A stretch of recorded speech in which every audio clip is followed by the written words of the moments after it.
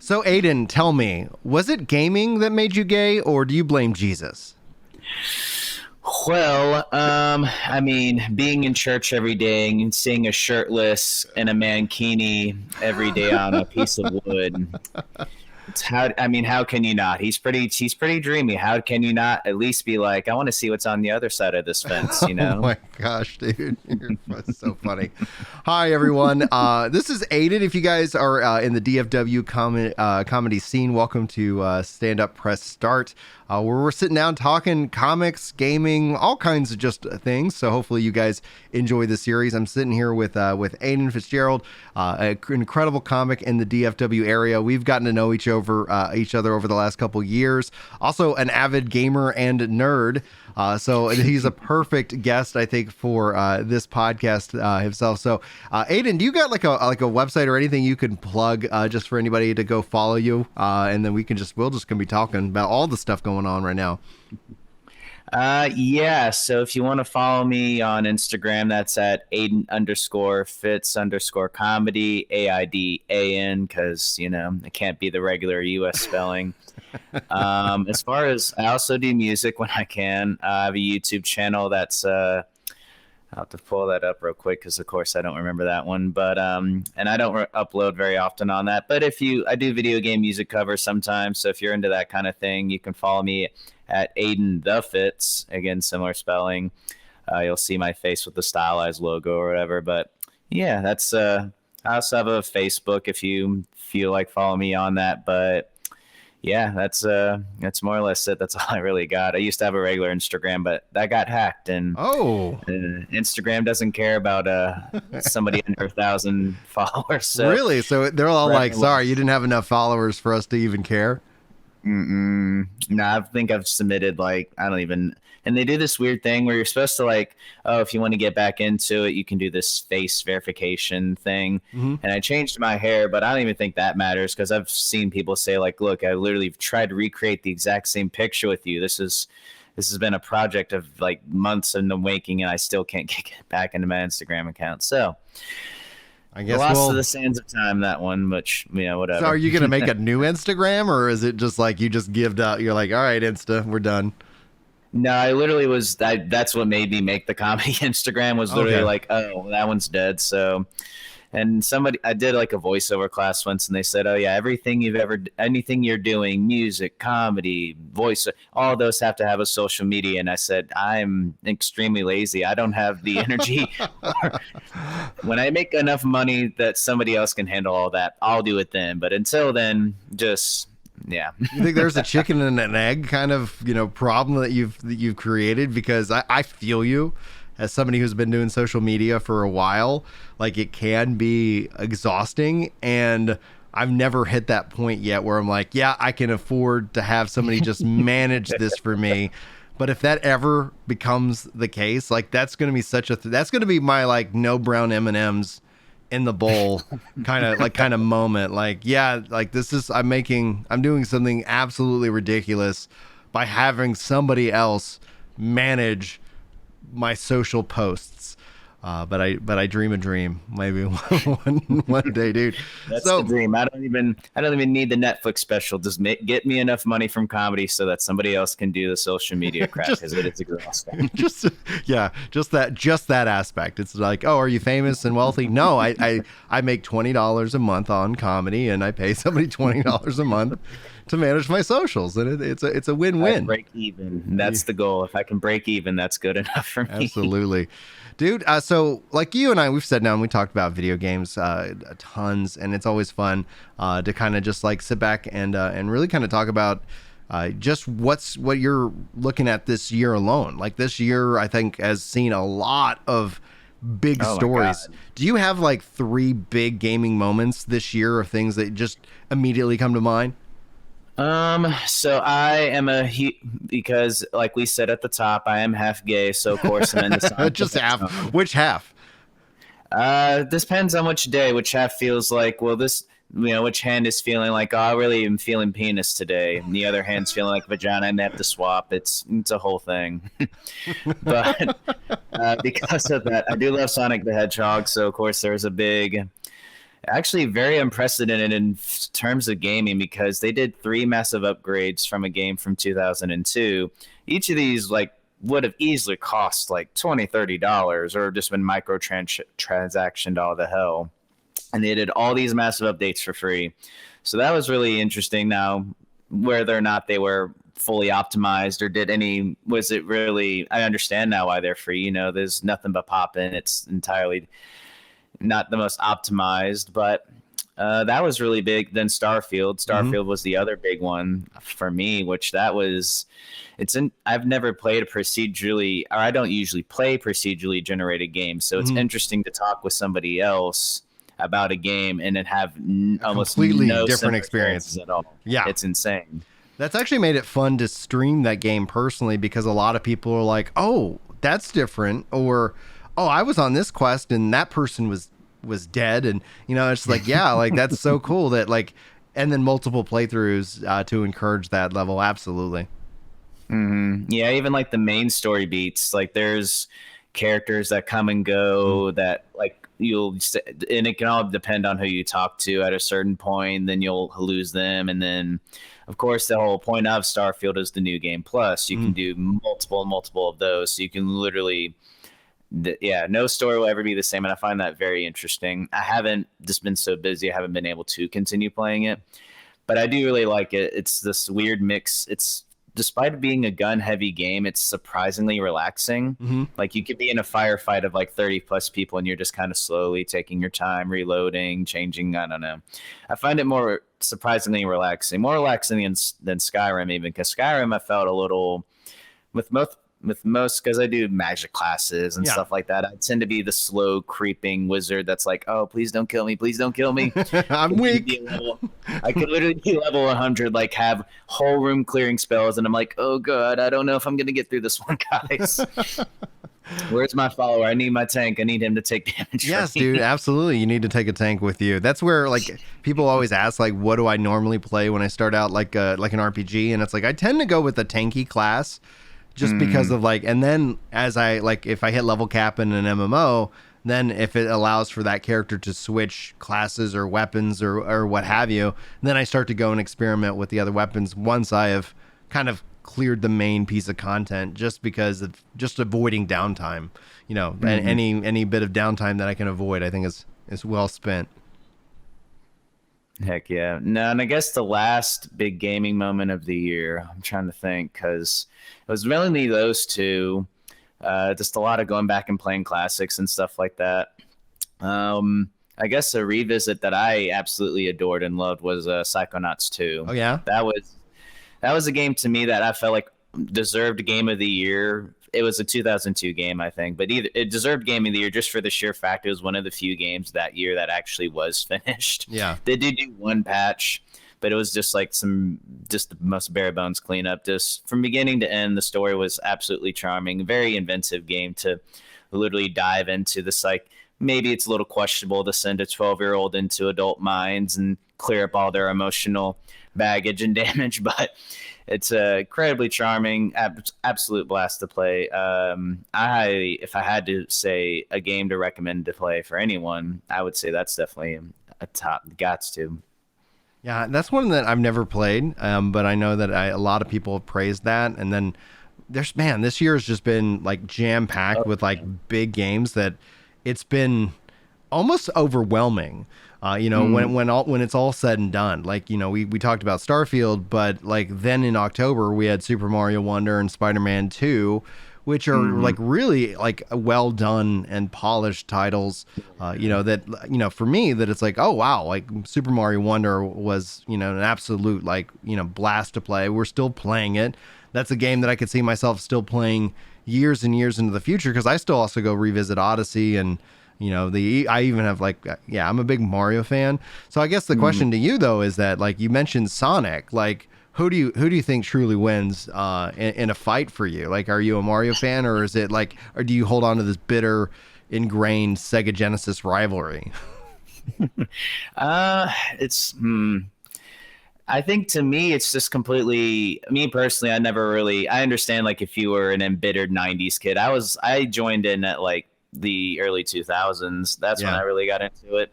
So I didn't really have that embittered, like, oh, I grew up with the Genesis, this was my ride or die rivalry or anything. Playing both of them, like I have like an NES mini back that I'm looking at right now that has Super Mario World on it. And Yeah. playing them back to back, they're so different. I like them both for different reasons. Don't there's too many games nowadays to even think of like, oh, there has to be a classic rivalry. Even nowadays, like somebody saying, oh, are you an Xbox or a PS kid? There's people that say, oh, just kind of out of habit, just have a PS5 now. There's nobody that's like, oh, you really gotta. No. There's that classic, oh, the fighting of different consoles is kind of dead. And I guess it's a good or bad thing, I guess. I don't know. The branding is kind of more bland nowadays. You're not going to get a what's blue and pisses all over everything branding like Sonic did in the early 90s, which I kind of miss. There's a little charm to them just swinging for the fences, even if it doesn't make any damn sense. Yeah, you ever watch any of those like early game awards at all? Oh, dude, it is like oddly like pandering at the like, but the pandering is for not like we're gonna make fun of gamers, like it's like, and not like in a like, oh, you're a nerd, da, da, da, but it's like, oh, you'll never get laid. It's like, you know, like, hey, you see all these hot chicks, yeah, they're not interested in you game. Like, this is a game awards ceremony. People who are tuning in to actually watch this are interested in the games, so it's a real treat to kind of go back through Spike TV on memory lane for where versus the current set of game awards, which feels like, you know, they were really trying to strive for that kind of Hollywood effect, and ultimately I think they have a really good balance of like, here's awards between gaming news, because if you weren't going to announce like new upcoming games, then I think you would really struggle with the turnout outside of some of those, you know, just hardcore fandom, you know, rivalries. Do you feel like, did you watch the Game Awards this year at all, or have you been following any of that information? I know Mario won like the family adaptation. Yeah. I saw memes of people saying like, look, if Genshin Impacts wins again, which is a 2020 game from 2020, if that wins Game of the Year again, I'm gonna just, I don't know, freaking throw. I don't know. I don't even know. It was just memes of everything. Like, why is Genshin Impact still being considered? It's not even a game of this year. Yeah, I really didn't pay attention to the Game Awards this year, honestly. Do you know who won? I don't actually. Genshin Impact. No, Genshin Impact didn't win. Baldur's Gate 3 won. That makes sense though, which that did remind me, because I saw like ads of people saying like a guy released a mod, like he was so mad that there was so much gay content in that game, he'd modded it, and then people like would flame ward him off the internet for such a dumb, ridiculous mod. Man, dude, modding is interesting because like they've added in. I saw a mod that lets you increase your party size to more than 4. And that like auto controls the party, and I just haven't got around to checking it out, because I was like, oh, that might be kind of a fun little playthrough of, you know, like in a way, like one of the things I liked about Dragon Quest. I hated it when I was like first tried it, but as an adult, being able to kind of set your tactics to say, listen, you're a healer, focusing on healing. I don't need to tell you to heal me, you know, like, you know, but do it only after like I'm, you know, critically wounded or something like that. Like, that just kind of streamlines the process. But yeah, as a kid, I was like, I want more control, like, you know. And then Dragon Quest 4 was a good example of where like it was, you can only control the hero, like you can control all the party members for their chapters, but then when you got to the heroes chapter, you can only control the hero, and everybody else kind of just did their own thing. And I was like, I found that to be ultimately a little bit frustrating at the time. At least give me the option, so to speak. But yeah, Baldur's Gate 3 won, and it's been interesting to see the comment section on my YouTube videos, because it is that, like, it has evolved into a culture war over what I would say is an M-rated game. You know, like, it's an adult game. There's adult themes. My sister was in the room. He was always like, hey, I'm going to have to preview what's about to come up first. Then maybe you can come back in and see what's happening. Well, and so for me, like Baldur's Gate 3, like around the kids, like, no, it's not a game that I'm playing around the kids. But just like with Cyberpunk 2077, it's not a game that I'm playing around with the kids. So I generally just kind of like, it doesn't ever bother me. I'm like, I'm playing an M-rated game. Now, if it was a PG-rated game or an E-rated game, and all of a sudden it's like, well, I guess that somebody needed to make that mod. But like for the game itself, the thing I've seen, and this always just kind of irks me about our current culture, is that culture war, right? So I've seen people come in and twofold. People are upset that Spider-Man 2 didn't win, which that's shocking. Like I was like, that's a weird hill to die on. You know, I'm glad it got nominated, but like I didn't see anything that was like, this is a game that really defines 23, where like Baldur's Gate 3. I've never played it, but every time I've seen footage, it's like, all right, this looks good. Yeah. I'm sure it's an absolute blast. It's not, it's kind of just more of what was already done on the first game, and it's not enough. I understand why it was nominated. It should be nominated, but I don't see anything that's like so groundbreaking that it's like, oh, this needs to be Game of the Year. Yeah. Because even like a game like Skyrim, it was like, okay, I understand why this got Game of the Year. It was inescapable. It was everywhere. Whereas this game, it's console exclusive, and it's not even like it's not like in the PS3 era where they were like, oh, we're doing these like The Last of Us, or we're doing the what's the treasure hunting series? I'm forgetting what that was called. Fallout. No, that's not Fallout. Shit, it's like there's like. It's gonna bother me. Why? Now I'm drawing a blank too, and I actually had the problem we're having right now. I was just thinking about it the other day, and I was like, "What is that?" It's not Tomb Raider. I know there's Drake's Fortune, Uncharted. There's the term. Oh my gosh! But no, that happened to me where I was like, "What's the name of that game?" Like I know characters in it. I know the subtitle name. Why am I drawing a blank? And I guess I kept going to like, it doesn't start with an F, but yeah, there we go. So it's Uncharted. Time to get checked into to a mental health facility. I think we both got Alzheimer's through that exercise. Actually, that was something. So yeah, I'll continue. That reminded me of something, but to finish up my thought was all those games made sense. Why, like, okay, these have big stories. This is the PS3 saying, hey, we make mature story-driven games. This makes sense. And Spider-Man, it's not that I'm sure it's a well-done story. It's just like, I don't, like, not everyone loves Spider-Man. Superhero fatigue is up on its like biggest. It's more like everyone's like sick and tired of superheroes. Does it exist? Like, does superhero fatigue exist, or is it just bad quality movies? Right. Because the superhero, like, I think no matter what speaks to us, like just humanity, right? Like you look back in the Greek, you have the gods, the heroes of superheroes are reflections of those very stories that we tell ourselves throughout humanity.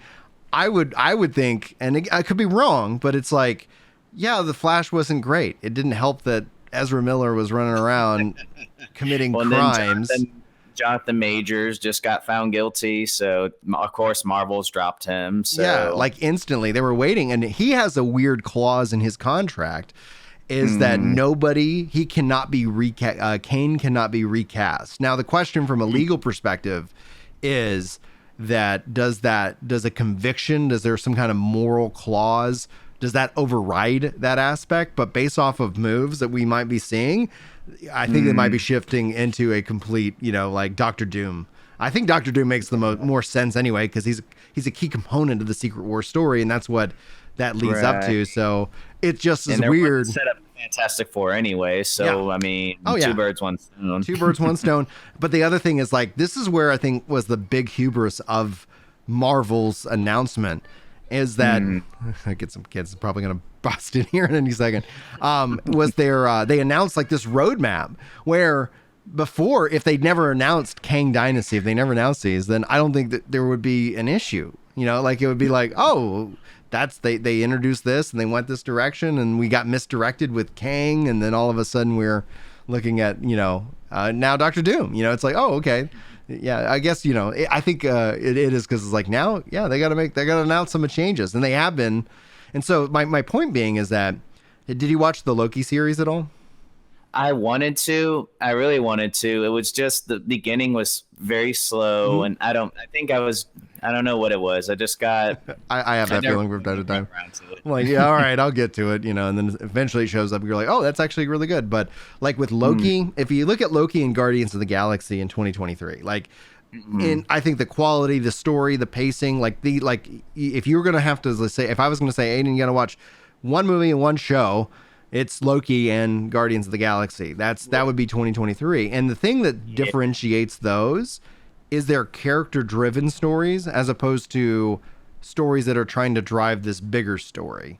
You know, like, oh, we exist because we're supposed to just move the bar to the next thing. And it's like, okay, we missed the mark. And so I hope that it's that what people call superhero fatigue is that, yeah, they just haven't been making really good shows because they kind of just been focusing in on this bigger picture as opposed to like, no, make these movies, make them good. Like, look, I don't know if you saw Oppenheimer, but that was such a great movie. I enjoyed watching that.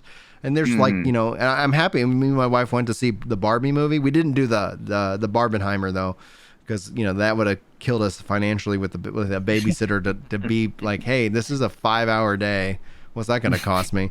You know, but we, you know, watched those in different parts, and I was like, yeah, like these, it's great to see these, you know, just movies, even if they're not, you know, superheroes, to actually have some success in the market. So I do wonder if we've, you know, seen more that it's not just a fatigue, but it's just that Hollywood is like, oh, this is what's paying out, so we're gonna just all lean into this. So there hasn't been a lot of variety. So you could be correct when it comes to a level of fatigue, that we've just been overwhelmed with them, that having 1 or 2 a year is not a bad thing. It's just we've had 16. It's like this year it's like, all right. Yeah, well then I definitely agree with, I did see Guardians 3 was fantastic, of course. That was honestly my favorite Marvel series. Like, I knew I had no doubt that was going to be good, and it ended on a great note. It makes me excited to see what James Gunn does for DC, because a lot of people are like, of course, I know everyone was like, oh, what about Snyder?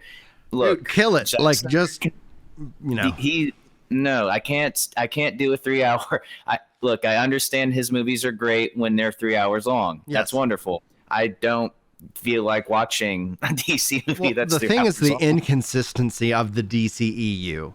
And it's that, and then obviously, you know, Snyder suffered a tragic loss with the family, and they had somebody come in and finish his movie, and like, it just is like, it's so disconjointed in its in any kind of theme. And it's not that everything has to have that same level of thing. I think that's perhaps one of the mistakes, is that we have to go with this dark and gritty and real, and then turns out then you get Shazam, and that's a real big hit because people are like, oh, this is fun. This is what a kid would act like if he gets the powers of all the gods and stuff like that. But then tying that into like, then like, how do you save that universe where you don't end up having like this, like, you know, look back and you're like, oh, it's the same problem I think Marvel has right now with Phase 4.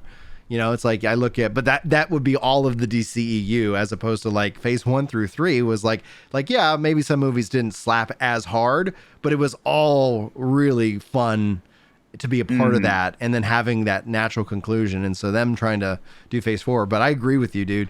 I'm excited to see what Gunn can do with his new DCU, and that kicks off in July of 2025. So maybe we'll get a bunch of comedians to go and see the movie or something. I don't know.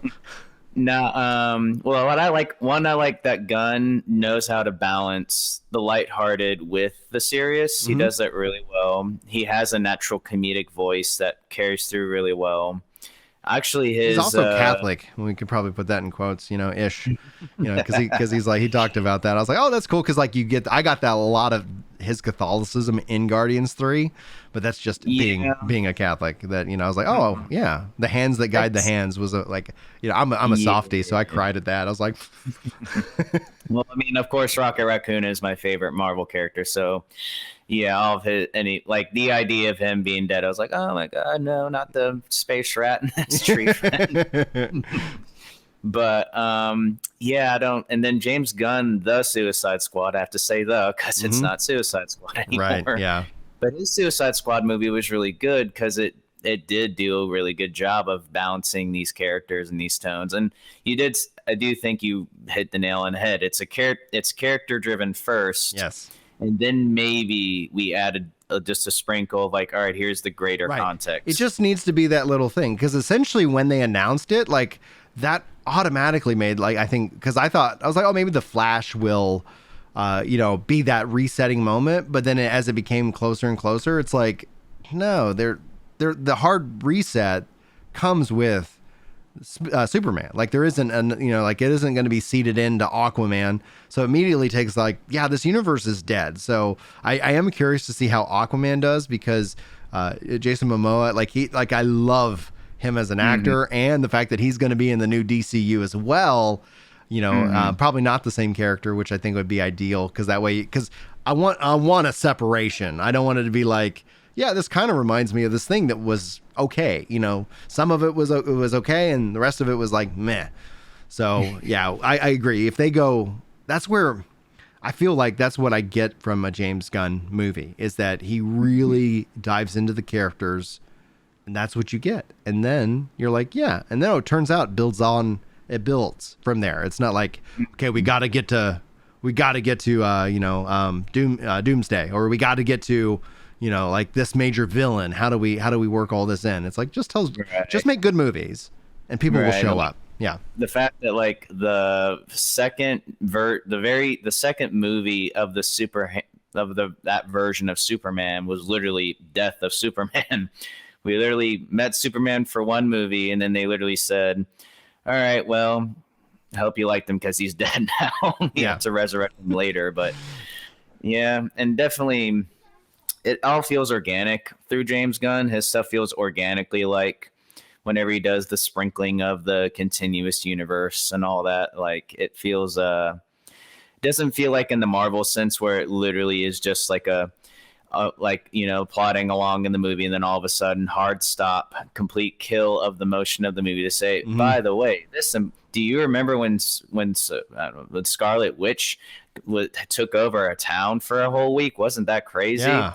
They're just like, just stopping the movie dead in its tracks to like say, no, this is all continuous. And it's like, it can feel continuous and not. Yeah. And then when the actors come out and are like, yeah, we asked them, have you even seen what we're working on with this? And they're like, nope. And it's like, okay, yeah, and that's where I'm like, ultimately, I think Disney Plus was a huge mistake. Like I think ultimately, and not just adding those things, but you're just seeing Disney bleed money. And it's like, okay, like y'all were making money when you were selling your IP to Netflix. It's like, why not get in? Like, I mean, if y'all don't want to be in the business of making money anymore, like, you're doing a great job, but I don't know. It'll be interesting to see, because they are contractually required to purchase all the rest of Hulu for like another $40 billion early next year. Like that's a part of the buyout. So that's where they're looking to sell. And the question ends up being is like, is Apple going to come in and all of a sudden Apple owns Disney? Like that'd be wild. And 2024 is going to be like, it's going to start off with a bang for sure. Oh yeah. No, it's weird. Like with Disney holding all these properties, cause it's a little, it's bad for a lot of reasons, but the biggest one is like, so what happens when they lose all this money? It's like the Netflix effect, right? Like people like glom onto a series. They love it for 2 seasons. Netflix bleeds money and says, all right, well, canceled. Hope you enjoyed your 2 seasons and the cliffhanger that we gave you. That's the Netflix model that really just drives me nuts, because in the grand scheme of things, it would be much better if they finished the series, because then it becomes a complete thing, so that somebody in 3 years or 5 years or 10 years, it's like, hey, I'm subscribed to Netflix. Oh, I never saw this series. And it has a conclusion that isn't like, well, we just decided it wasn't making enough money. Because then what you end up like, what they've done with their current model has made me go like, well, I'm really not interested in investing in a new series of Netflix, because I don't know if it's gonna make it. And I don't want to be left, holding the bag of like, oh man, I really wish I knew how this like truly ended. It ended on a cliffhanger and that's it. And that was my big problem when I was like where the same thing with network television, it ran into the same issue. Netflix though gets to keep that content as a value offering for its subscription services, and yet they haven't gone in that direction. So we'll see what happens. I see what you mean. Like, because on network, you basically had to hope they were going to keep doing reruns, or if you really lucked out, maybe they would put it out on like a DVD or VHS. But yeah, I don't. It's so the streaming thing has just always been I don't know. It's very strange. With it, kind of comes back to video games, right? Because everything's now going digital. Yep. which is a dual-edged sword because now there's whole games that become lost media. It's almost impossible to find them again. Yep. A famous example I just remembered or recalled actually was PT, Playable Teaser. It was a big hit. It was a big hit on the PS4. Everyone loved it. And if you beat the game, you found out, oh wait, this is a teaser for the new Silent Hill. Yeah. It had Norman Reedus in it. It looked awesome. A lot of cool Konami ideas. went and just got silly. Konami said, oh, everyone loved this. Well, too bad we're going to destroy it for no real reason at all. And yeah, it's just the idea of lost media is always interesting to me because in the olden days, at least if you had the cassette or the ROM or disc, whatever, if you had a physical version of this, you could at least preserve it somewhat through that way. But now that everything's digital, it's, I don't know. The preservation is always curious to me. How do you preserve something that's exclusively on digital? Or I guess you just keep it down because there's people that literally just keep a PS4 with PT permanently downloaded, and they there's a stop clock on that. Because no matter I've seen it where like the notification will ping and say, "Hey, this license lapsed X amount of time ago. We will literally nuke your PS4 if you keep playing or whatever." Yeah, and oh man. Yeah, digital rights, especially for like a digital media is going to be an interesting topic. I think ultimately, there's two parts to it because then you have games that are online, right? That, that it requires people playing it and requires servers to run it. And it then doesn't have the volume that can justify that cost. And there's no offline version. But I enjoy online games. I enjoy playing, in those drop-in, drop-out multiplayer games. But we're seeing the industry in and of itself run against a lot of friction. Sony, I think, for one, I don't know where you fall, but like, what was your first console? So I had an OG Xbox. That was my first console. Okay. So, but I see like right now with like Sony, it's like a lot. You have a lot of the Sony faithful just coming out like right now, especially with the leaks that just happened this week, like really in defense of the platform. And I see them more like Blockbuster, where it's like Microsoft is the Netflix and Sony is the Blockbuster. Yes, they're big today, but like there is a shift that is happening. And when you start seeing Sony getting ready to spend almost 400 million pre-marketing on Spider-Man 3, like, whoo boy, like. Yeah, the alpha gets leaked, and it's funny because people are like saying, "Oh, this looks like trash." It's like, no, this is the alpha, which meaning you were never supposed to see this. Even the beta at times is not. That's my frustration with gamers, though. It's like they just don't understand game development, and I know I irk them a lot because it's like, yeah, I'm a developer, and this isn't. It isn't what you think it is. There isn't a like, oh, just right click and hit publish to Xbox, problem solved. That does not exist. Like there's so many things that you have to consider, and things take time. Like, most of it's out of the developer's hands, unfortunately. Yeah, and they become the target as opposed to like generally my frustration usually is with PR and marketing because they'll say something that isn't true. It's your distributor that's usually the problem. So your Sony's, your Sega, your Microsoft, all those are the people that are usually the ones that either will kill a game or like, it's just, actually I have 2 books on my bookshelf about both of those. One's just about the game development process called Blood, Sweat, and Pixels. Yeah. And then the other one's called Press Reset, which that goes into the whole, just the way the game industry works, which is it's basically worked like this since like the late 80s, early 90s. Phil Spencer, who was a big name he helped create System Shock, and he was a part of Disney Interactive for a while. He's a man that's been through a lot of different things.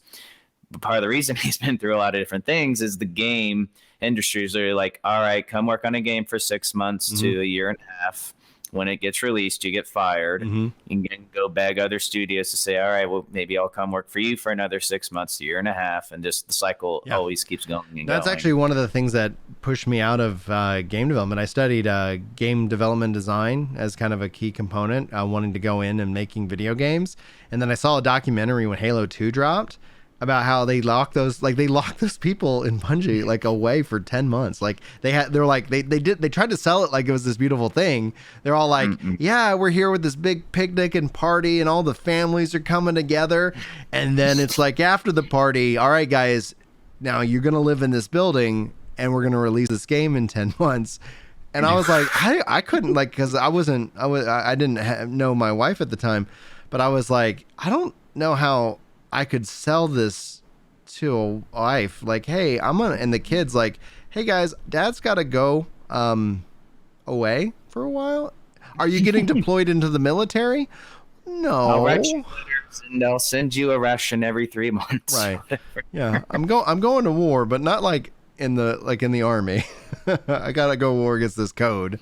It's like, oh my gosh. Yeah, I just couldn't. And so for me, then then you're like, oh, you get paid so much less in game development. I was like, oh, app development. Let's pivot this. Naturally, it worked out real well. So I was like, yeah.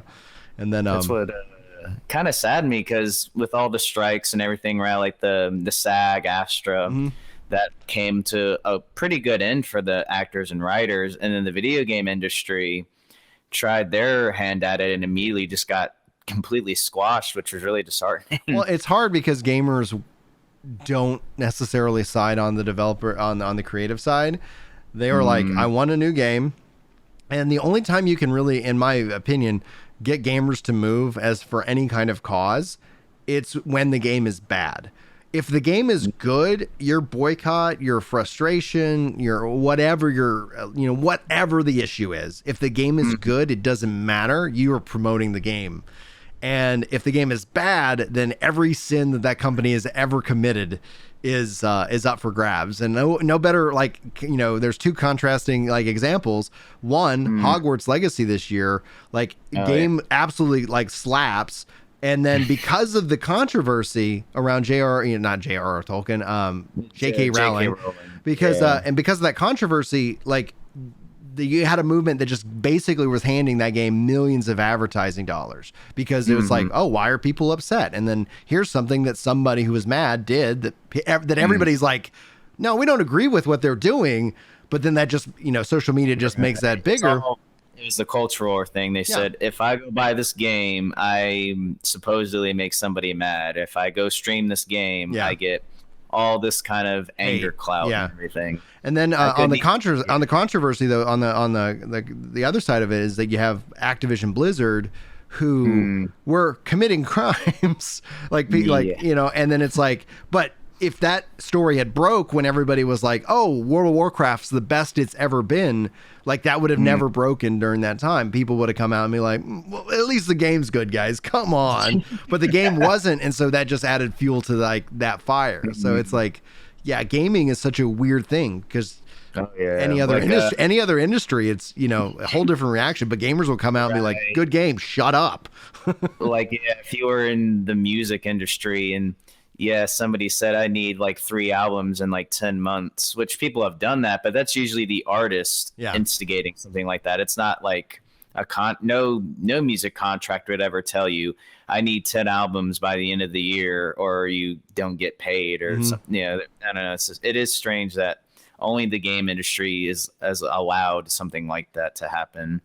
It seems like it's because it's latched onto this antiquated model, though, because in the 80s or 90s, right, you could bust out a game in about a year. It's not easy, but you were only working with a year or two, but you were working with 10 people at the most. Right, but also 10, maybe 10 people were working on it, and so it's like a year and 10 people, project done, delivered, profit.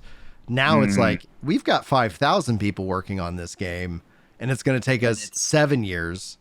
And it's a From Software game, which I'm sure obviously people jizz all over the hitboxes and they're not well done, but I have no doubt that there's 1,000 people that were just assigned, hey, I need you to code the hitboxes, just many sleepless nights, 12 hours, 24 hours, just constantly adjusting the code just slightly. All right, export, redo, just constantly, just for those couple of pixels of better hitbox and everything. You and I need to sit down every year now and come up with our game of the year, which basically we'll just say what are the games that we jizzed on this year, and that's the most jizzed on game award, and that's what guys be sure to like and subscribe for that.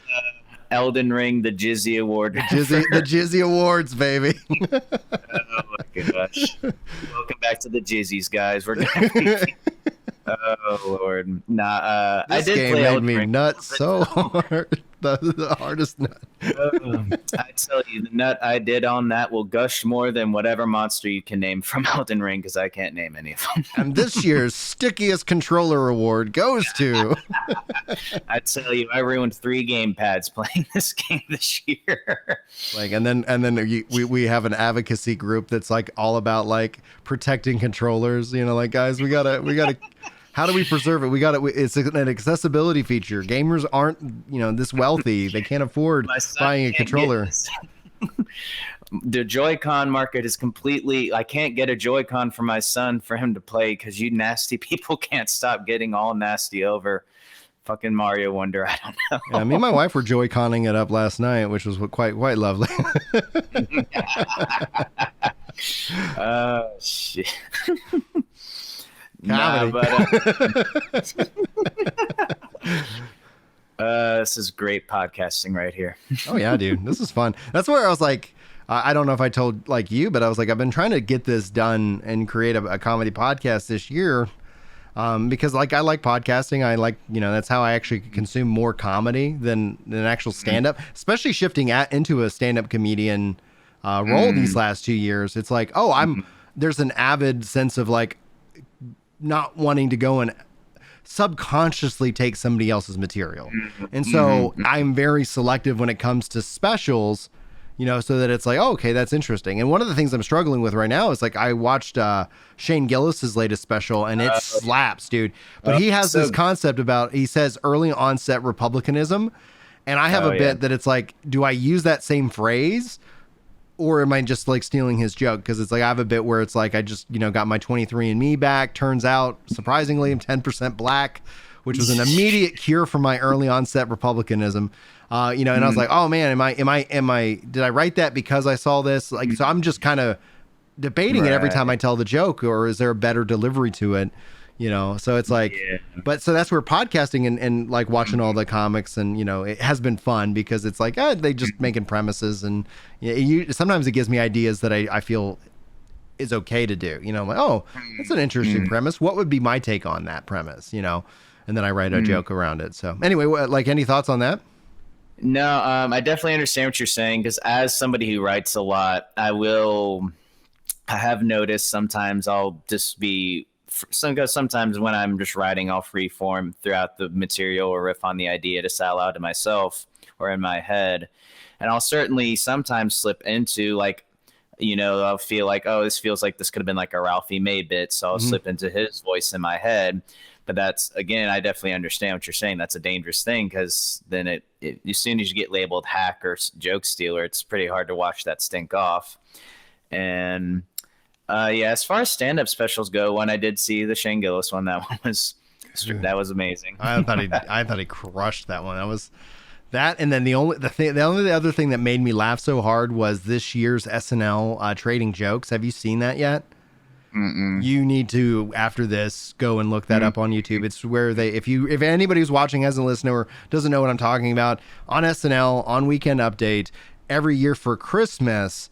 The two hosts, I don't know why, Colin Jost and Michael Che, they write jokes for each other and they swap them. And so this year, I'm not going to ruin it for anybody who hasn't seen it, but I was gut busting, laughing, crying because it was so good. It was just so good. And it that is like where, like, when people talk about how SNL has fallen off, like, I'm like, in my opinion, it's that SNL has always been SNL, but growing up, the things that people really truly remember were the highlight videos.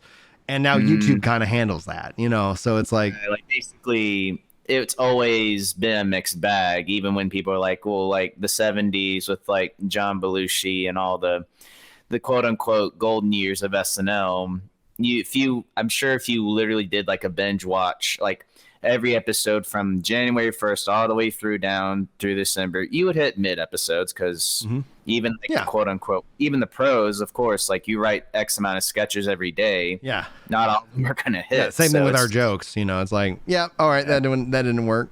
Okay. Let me go and rethink it. The nice thing about us is, we get to test out material and refine it. They're doing it live. And so they have a week, sometimes I guess maybe more. You have Lauren Michaels who watches your stuff and says yay or nay. Yeah. You get one trial run, and then you literally see the camera say, all right, and action. There we go. Let's do it. And you pray to God that it all comes together. Yeah. Which that's why it's interesting. I like Hannibal's joke about him.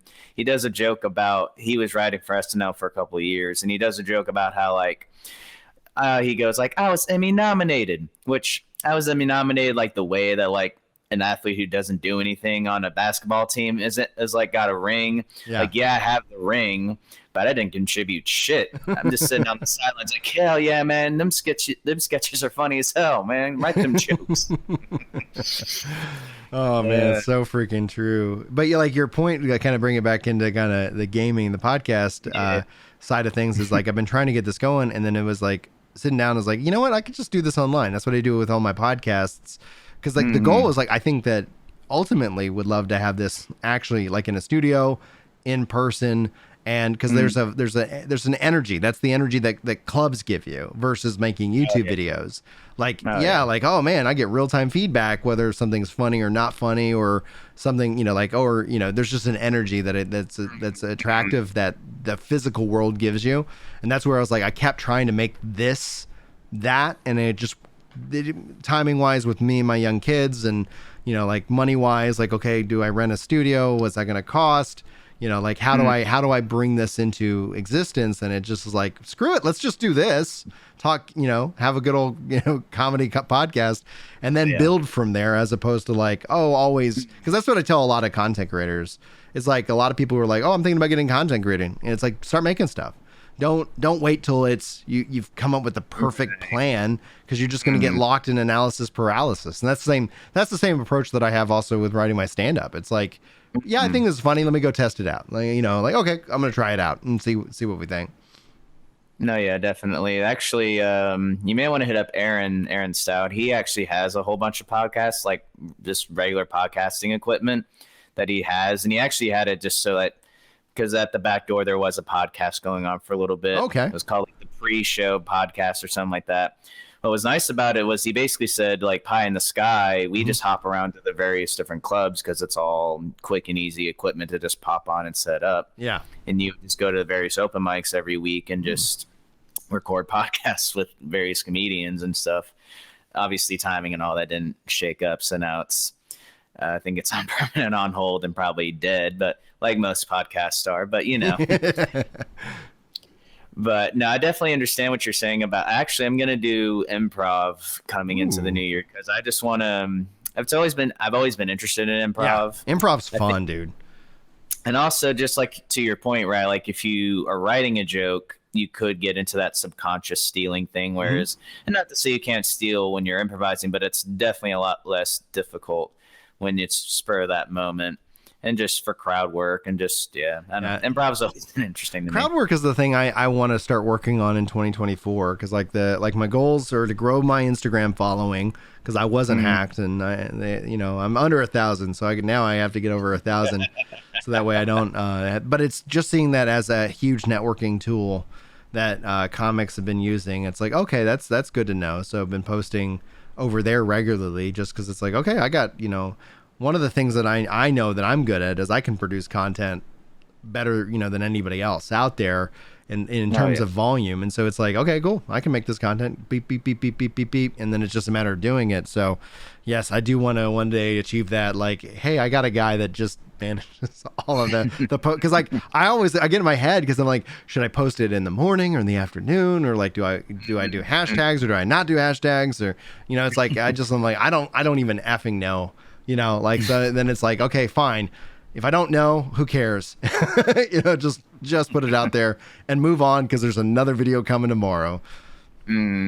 Yeah, definitely. The Instagram thing is something I've been trying to do more of, posting reels, just any kind of goofy idea I can think of. Like you were saying with the content creation, if I have like a halfway goofy idea, I film it and just see like, all right, is it worth anything? Yeah. Weirdly enough, on my Instagram, the thing that blew up the most was like, I was just at work. I saw this weird, like those weird YouTube kid videos where you're like, why does this exist? It's uncanny. It's creepy. Yeah. It was this video talking about like, oh, your dad pays taxes and the taxes pay for police. and that pays for the gun. So it's so facto, you own the gun, so you can go grab the police's gun. And I'm sitting, I'm not even doing anything in the video. I'm just kind of sitting there with my headphones, like, just kind of following along. Then he says, "You can get his gun." And I was like, "Oh, okay." And I fake like writing that down. It's the most like low effort video you could ever do, and that blew up to like over 25,000 views. Dude, that's amazing, man. It didn't translate to any followers, but that's you have to hit that viral level consistently to really capture a following audience. And then, or some kind of on-screen kind of reminder. That's one of the things that like, it's still uncomfortable, but now at least doing this for several years, like you just gotta be like, sub and share, guys, comment below. And then that way it's like, there's that reminder that people are like, I hate it when YouTubers say to like, sub and share. It's like, well, if it wasn't 600,000% improved engagement on the video, like I would be with you 100%. But the volume, like, it's like anytime I do that, it's like at least I get 100% more likes on the video, and that means it just it what do you want me to do, guys? Like, That's the deal you made with the content creating devil. That is that deal, man. That is that deal, hands down. So what games are you going to jizz on next year? What do you think? Well, there's no Sonic game coming out, so probably not that one. That is a good question. Honestly, I've been meaning to do From Software games, so I do have Elden Ring downloaded. I've barely cracked the surface on that. A lot of people say Sekiro, however you say that. Yeah. It's supposed to be really, really good, so I'd probably check that one out. I just started an Elden Ring playthrough. It's next year, but GTA 6, of course, looks insane. Like, yeah, that's going to be an insane game. I mean, I don't know. I know it's just a trailer, so it could just be CGI. But I mean, if the game truly does look like that good, I don't like. Killing hookers on a beach never could look so good. Who knew? Living out those repressed fantasies there, I guess. Welcome to Brian. Turns out this whole time it's been like a whole switcheroo. Brian interviews psychopaths. That's the name of the show. We're not doing comedy here. It's a new age version of Punk'd. Yes, exactly. Oh, by the way, yeah. So when did you first start hurting animals? Actually, guys, the real psychopath is the person who follows all the traffic laws in GTA games. Yeah. Are you crazy? I don't want to get caught. Like, man, loosen up a bit, man. There's a line. But this is an LA noir. Come on, you can break up a little bit. A little bit. So that's a good, I actually just started an Elden Ring playthrough, and so I've set up a thing for the channel called From Fridays. So I'm going to be playing through Elden Ring. And so I started that. And then, but you brought up some other games. Like, I'm really enjoying it. Like, it is a hard but high quality game. And I think those two things help each other out. They go hand in hand. So that way it's not like, because if it was a low quality game and it's super hard, it's like, it's easy to go be like, well, I'm going to go play something else. But it's like, oh man, like the feeling and everything. Because like the thing I like about it and where I complain about other games is that you can have an RPG, but if you don't have the game force you into making decisions, then you just don't. So when there's a game where I'm like, it doesn't even matter if I slot these skill points, like it's just so easy, then it's like, I'm not going to ever go learn what these things do and improve. But you have to, like, almost immediately with an Elden Ring, like, oh, I got stats. Okay, where should I put them? All right, here's where I'm struggling right now. I need to probably load up, my endurance or something like that, because I keep trying to roll out of, harm's way.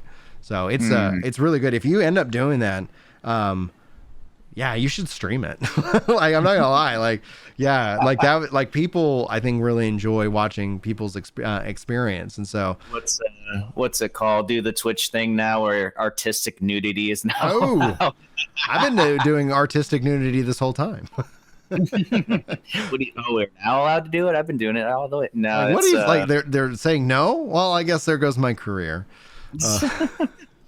Nah, it was. I've seen people like now they're playing around with like blur, like sensor lines and stuff like that, and it's using the camera box like just barely like out of frame. Or and I'm of two thoughts about it, because like the father in me is like, oh gosh, this That sucks. Because kids watch Twitch. Yes. Like, the parent in me is like, oh, but then it's like, also, and then there's a thought, like, I feel for women who don't do this. It's like they are now competing against this, and that's going to get so much attention.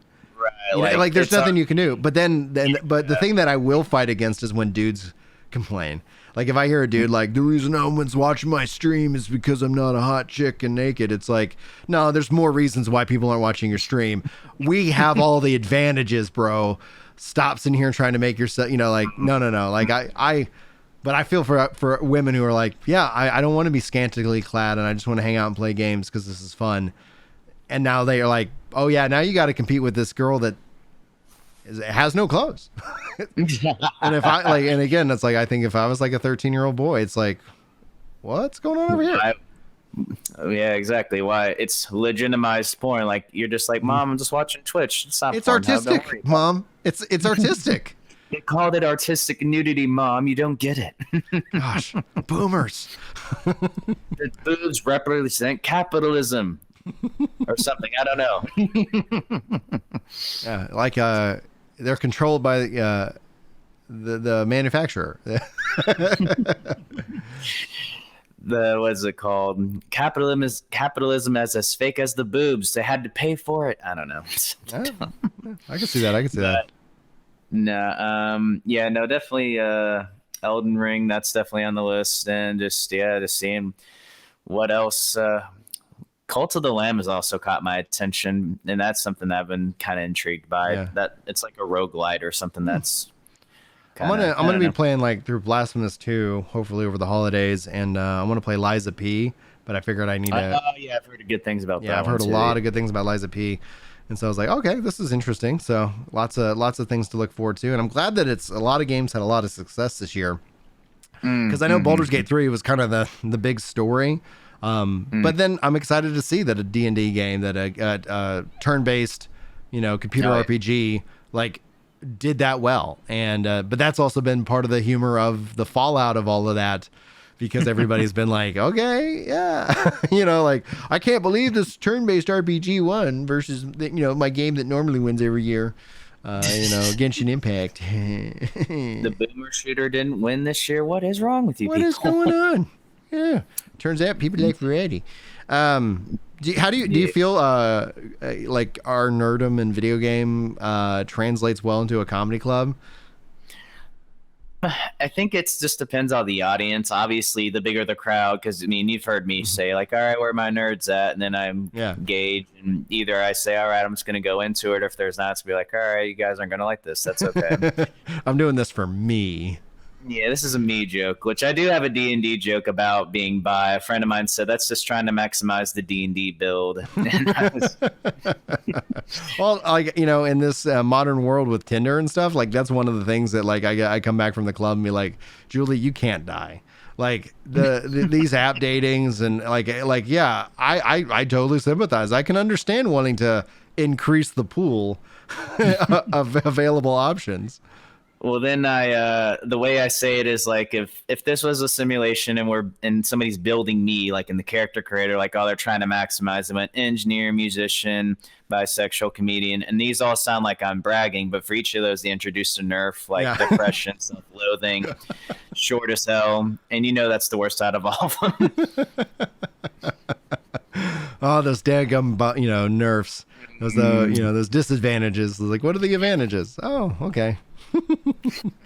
Yeah, I thought you were about to say something, so that's why I was like, oh, no, go ahead.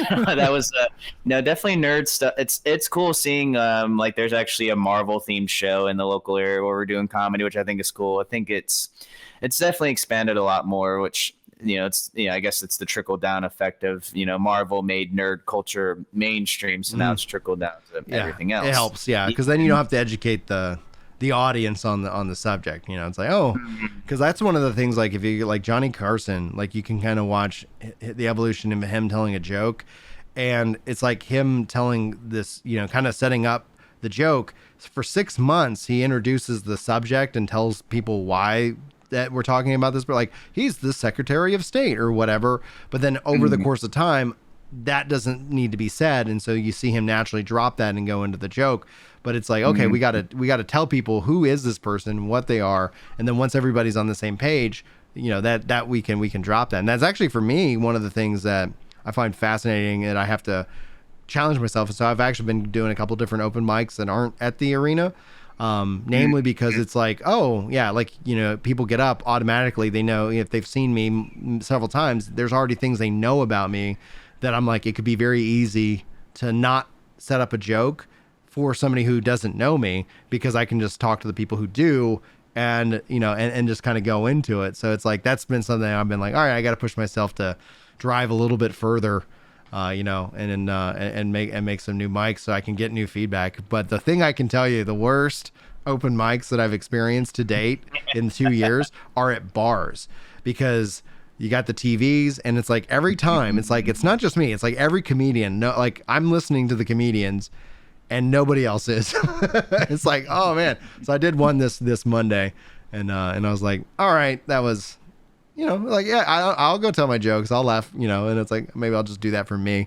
But be sure after this, send me all your links and stuff, because like I'll put those in the description. So when the video goes up, that way I can add it all in and people can go click and find you. Do you got any shows or anything coming up that you want to promote? Not really. The year just wrapped up. I had a show in the Red Room, and that was it. Like, if you want to catch me, I guess tonight I'll be at, which by the time you post this probably won't even matter. But, yeah, it's not going up today. Usually you can find me at either Dallas Comedy Club open mics. You can find me at Comedy Arena. You can find me at, there's a monthly one I love to go to, and the DFW area at Alexander's. That's in Oaklawn. They do that once a month, the first Monday. I may miss that one just because it's in the new year. Maybe he'll push that a week back. Yeah. Honestly, if you follow me on Instagram, I always post my stuff there, and no shows coming up really. There's actually, I do music, so I'm trying to organize. I did this competition a while back, and if you win, you get to perform on the microphone that Elvis had performed on during like Louisiana Hayride and everything. It's like this crazy big relic, and I won that. So I'll be in Shreveport around springtime, probably in it's either gonna be on the radio or it's gonna be just on a local gig. But yeah, like, subscribe, and follow, and you'll see all the things I'm doing. Well, Aiden, we're gonna get you back for the Jizzy Awards, for next year. Well, probably much soon. What's up? No, somebody's got to handle all those jizzed awards, and it has to be me, I guess. Thank you so much, guys. Hopefully you enjoyed the podcast, and thanks again to my guest for making time out of their day to talk about games, nerd culture, comedy, and so much more. So anyway, guys, until next time, take care. Thanks, man.